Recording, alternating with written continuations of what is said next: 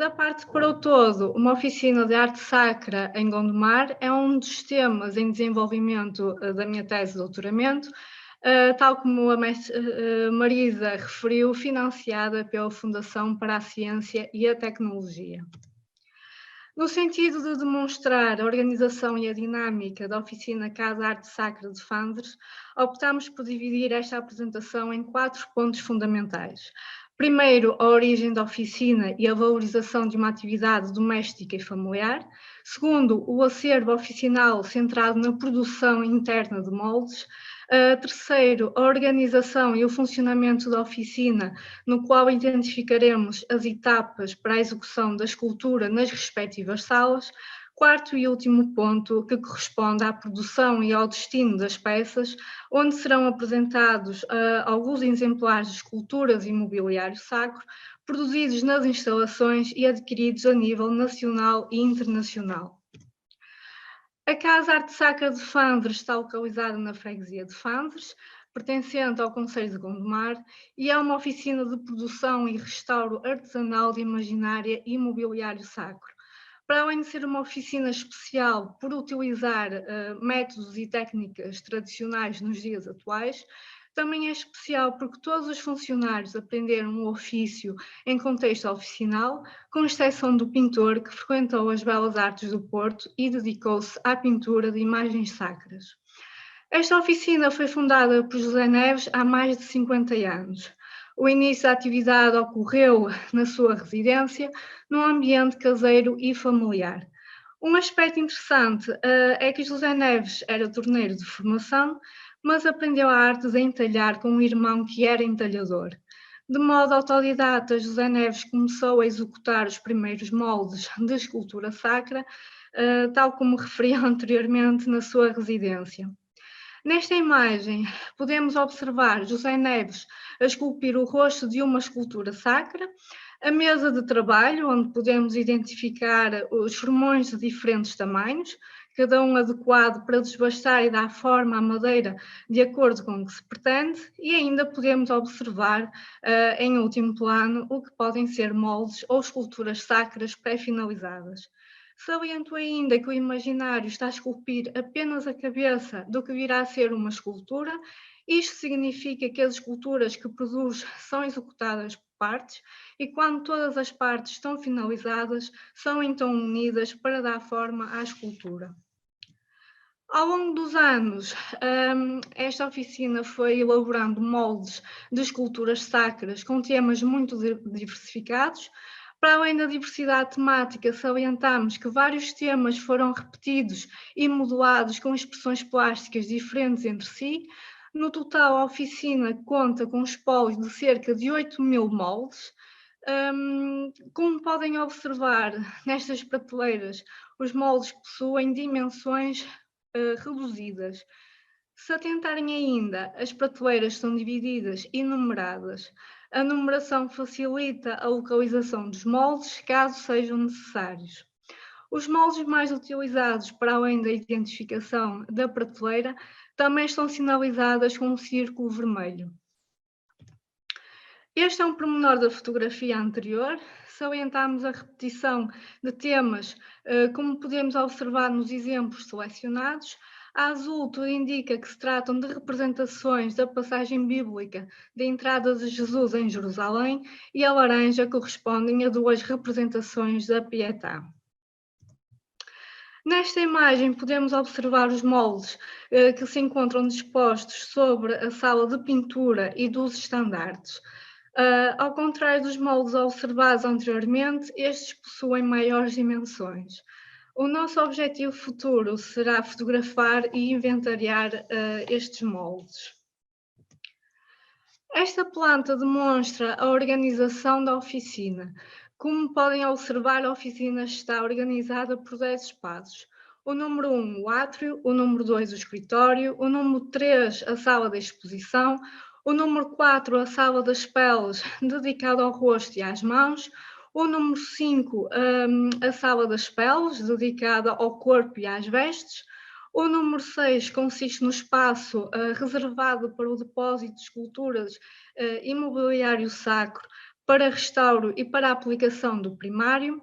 O número 7 é um espaço dedicado à aplicação do primário. O número 8 corresponde ao espaço onde são concretizados os restauros e a produção de mobiliário sacro. O número 9 é a sala de pintura e a última sala, o número 10, corresponde à sala dos estandartes, também sala de pintura. Por último, o espólio da oficina está armazenado no segundo piso, sobre os números 1, 2, 3, 4, 5, 9 e 10. O átrio é um espaço aberto e é utilizado normalmente para preparar o envio das encomendas para o seu destino. Na primeira imagem é demonstrado um expositor na respectiva caixa para ser enviada para o comitente. Este expositor com pormenores de detalhe foi encomendado por um ourives com o intuito de apresentar as suas peças de ourivesaria numa exposição. A sala da exposição é utilizada para 3 finalidades. A exposição das esculturas, que serão enviadas para o comitente, a demonstração das esculturas ao visitante e futuro comprador e a elaboração dos ensaios fotográficos das esculturas. Na segunda imagem, para além de reforçar os pormenores técnicos, saliento para a auréola, que é uma peça de ourivesaria produzida por um ourives gondomarense. Evidencio ainda para o facto de que existem certos adereços que a oficina não produz, entre os quais os adereços de ourivesaria, e desta forma existem parcerias entre esta oficina com outras de várias especialidades, de forma a poderem produzir um número mais diversificado de produtos, com o objetivo de abranger um público também ele mais diversificado. Esta é a sala das peles e é nesta sala onde são executados os rostos e as mãos das esculturas. Chama a atenção para a segunda imagem, onde podemos observar o torno, onde é fixada a madeira para esculpir o rosto ou as mãos, assim como os formões de várias espessuras e o maço. Nesta imagem podemos observar uma escultura a ser retocada após a aplicação da folha de ouro no manto, nos punhos, nos colarinhos e na bainha das vestes da escultura. A partir destas imagens podemos observar brevemente o ato de esculpir. Quando a minha visita ao imaginário Hugo Neves, filho do proprietário, fez uma breve demonstração do ato de esculpir. O ato de esculpir torna-se ainda mais complexo pelo simples facto do imaginário ter necessariamente de possuir a destreza e a habilidade de esculpir com ambas as mãos. E é precisamente devido a esta dificuldade que existiam e existem poucos escultores, entalhadores e imaginários. Na última imagem é demonstrado em pormenor o escultor a dar forma à boca do rosto de Cristo. Saliento que para a medida do formão, que é muito estreito e que permite ao escultor executar os pormenores da boca entreaberta. Ainda na sala das peles, podemos ainda observar vários moldes de esculturas e castiçais de vários formatos e tamanhos, como podemos observar na primeira imagem. Já a segunda imagem corresponde a um molde, onde podemos observar com mais detalhe as marcas da sua identificação e localização a vermelho. Aproveito para dar a conhecer que as madeiras utilizadas nesta oficina vão variando, mas as mais utilizadas na atualidade são o vidoeiro, a tilha, o castanho e o acer. Após a primeira sala das peles, segue-se a segunda sala. Enquanto a primeira sala é dedicada exclusivamente à execução do rosto e das mãos, esta segunda sala é dedicada à concretização das vestes, do corpo, da aplicação dos olhos em cristal e da montagem das esculturas. Esta área, como podem observar na primeira imagem, é partilhada por vários funcionários. Relativamente às duas imagens seguintes, retratam uma escultura de um Cristo ressuscitado. Saliento que, quando o registro fotográfico, a cabeça de Cristo já se encontrava anexa ao corpo e já haviam sido aplicados os olhos em cristal. No entanto, ainda faltavam ser anexados os braços. Evidencio que o tamanho das esculturas varia de acordo com o pedido dos comitentes. O espaço que observamos neste momento é multifuncional, uma vez que é neste local onde são colocados os moldes que estão a ser utilizados, as esculturas e o mobiliário que será restaurado, as esculturas pré-finalizadas e as esculturas que estão prontas para receber o primário. Na primeira imagem, podemos observar um burrinho que foi executado para representar uma das passagens bíblicas. Na segunda imagem, podemos observar vários moldes e esculturas ainda em execução. Por fim, chama a atenção para a última imagem, uma vez que se podem observar várias esculturas da Nossa Senhora de Fátima. Esta imagem demonstra que, apesar da oficina ser de produção artesanal, tem capacidade de executar esculturas quase em série. Para além da produção de raiz de escultura e mobiliário sacro, esta oficina também realiza restauros. Neste diapositivo é possível observar o restauro de um sacrário, onde o principal restauro ocorreu no crucifixo e na base. O espaço do primário é dedicado à aplicação da primeira camada de tinta. Esta primeira camada é de cor branca e é necessária para que a madeira a absorva para posteriormente ser aplicada à pintura final. A cor branca como base facilita a aplicação das cores na escultura. A sala de pintura é dedicada apenas à pintura das esculturas. Nesta sala podemos observar vários funcionários a aplicar a pintura, porém saliento que estes funcionários apenas aplicam a tinta da mesma cor em grandes áreas, uma vez que os pormenores são executados apenas por 2 pintores.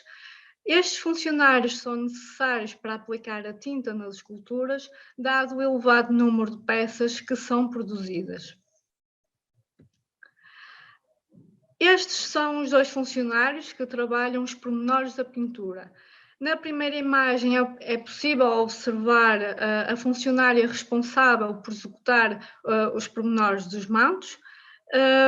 Saliento que esta funcionária aprendeu a executar a pintura sacra em contexto oficinal. Relativamente à segunda imagem, podemos observar o segundo pintor, sendo que este está responsável pela pintura do rosto e outras características que exigem uma pintura que se assemelhe quase ao real. Este pintor, como referido anteriormente, é o único que frequentou as Belas Artes do Porto. Nestas 2 imagens está representado um Cristo crucificado, já finalizado, e através destas imagens é possível observar o detalhe das chagas, dos ferimentos e dos salpicos de sangue no rosto, bem como a agonia e a dor no semblante de Cristo. Este diapositivo é dedicado à última sala, designada como a Sala dos Estandartes. Como o próprio nome assim o indica, é nesta sala que são pintados os estandartes processionais. Na primeira imagem, podemos observar um estandarte em execução. Apesar de o tecido ser azul claro, no local onde será pintada a imagem, segundo o modelo que lhe está anexa, foi aplicada uma camada de tinta branca.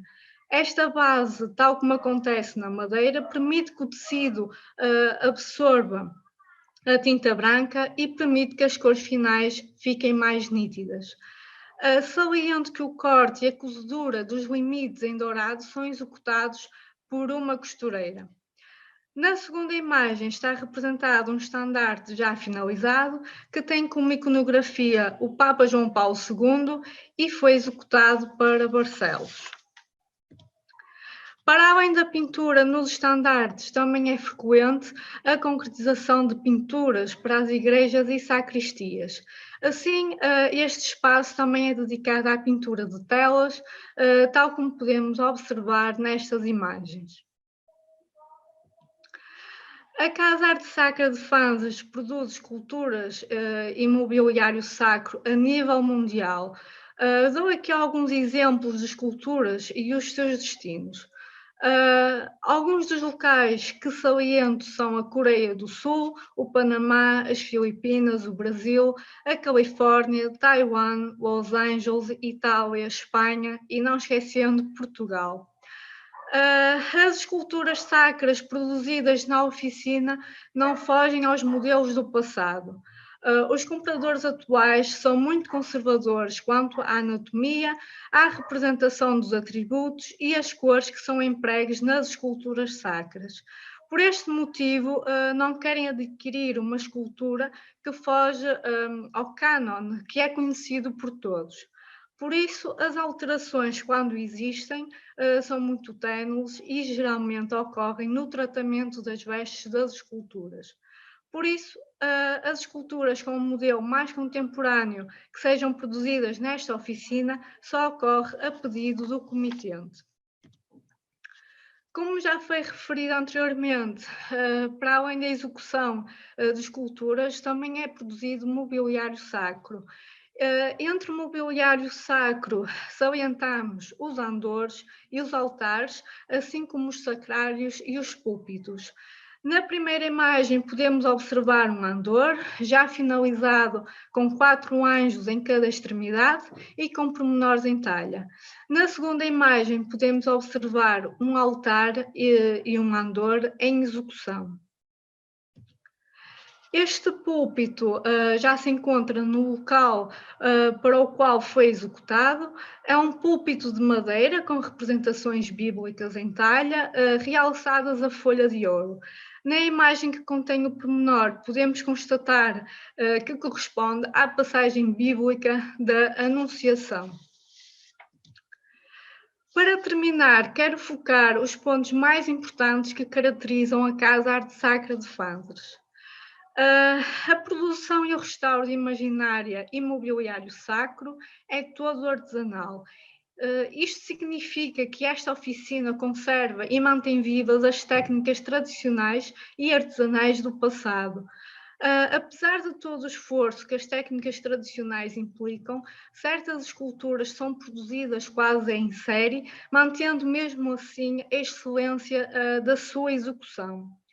Para além da permanência deste saber fazer tradicional, os cânones das esculturas e as iconografias mantêm-se fiéis às do passado. Isto porque os compradores ainda estão intimamente ligados às características das esculturas do passado e procuram sempre reconhecer, através dos atributos, dos gestos e mesmo das cores, a escultura que observam. Por este motivo, as inovações são muito ténues. Apesar da tradição, todos os artesãos da oficina estão mais que habilitados para executar esculturas ou mobiliário sacro contemporâneo, mas tal acontece apenas por encomenda.